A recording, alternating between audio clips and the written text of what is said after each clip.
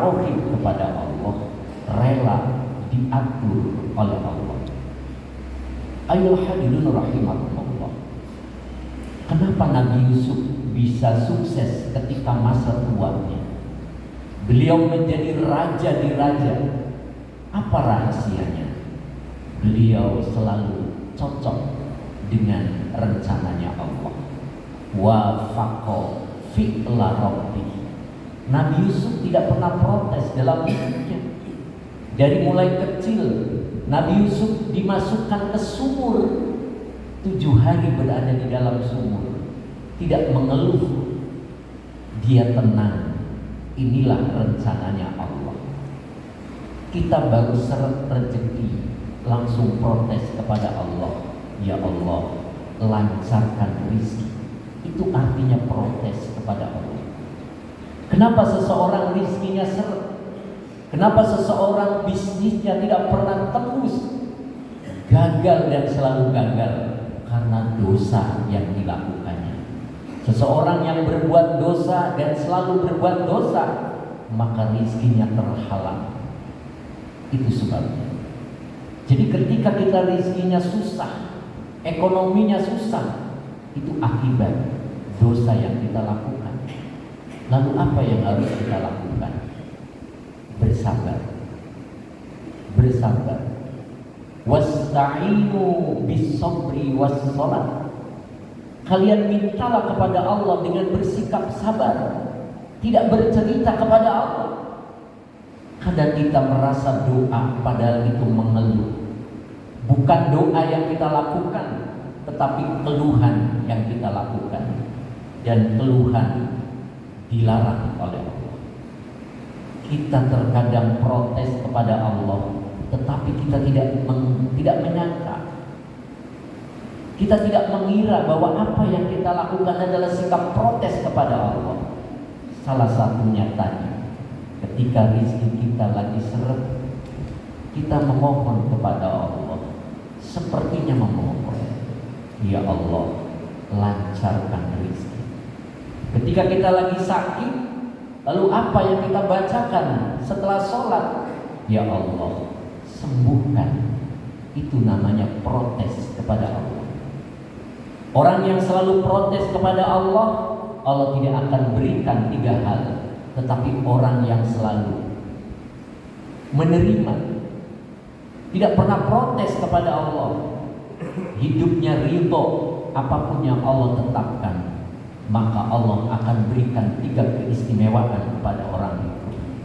Dijadikan berpenyakit hidupnya, dia menerima. Karena penyakit yang dideritanya adalah satu tanda sayangnya Allah kepada dirinya.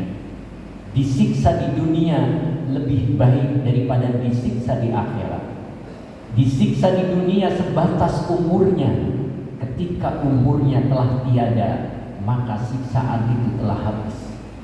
Coba kita lihat, orang yang sakitnya lama lalu meninggal dunia, lihat mukanya berseri. Itu tandanya dosa-dosanya diampuni dan mati masuk surga karena sudah disiksa di dunia.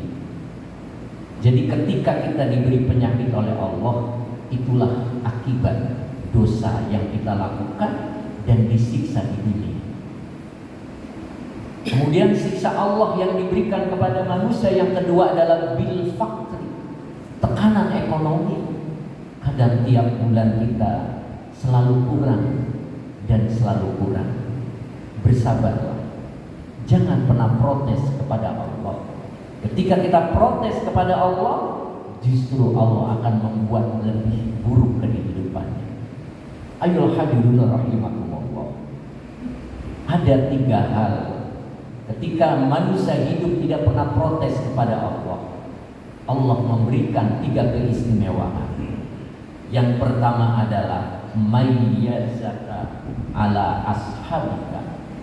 Yang pertama, Allah beri keistimewaan hidupnya di atas teman-temannya. Sama-sama karyawan, sama-sama jabatannya, sama-sama pedagang, dan sama-sama modalnya. Anaknya pun sama, tetapi kesejahteraannya berbeda. Allah lebihkan di atas teman-temannya. Itulah orang yang ketika hidupnya tidak pernah mengeluh, tidak pernah protes kepada Allah apapun yang dimilikinya, apapun yang dialaminya. Kemudian yang kedua yang Allah berikan adalah rofahaka. Allah beri kesejahteraan di dalam hidupnya. Mau apa-apa ada, mau kemana-mana bisa. Cukup ekonominya dan kondisinya sehat. Banyak uang dan sehat. Banyak uang, sakit-sakitan, belum sejahtera.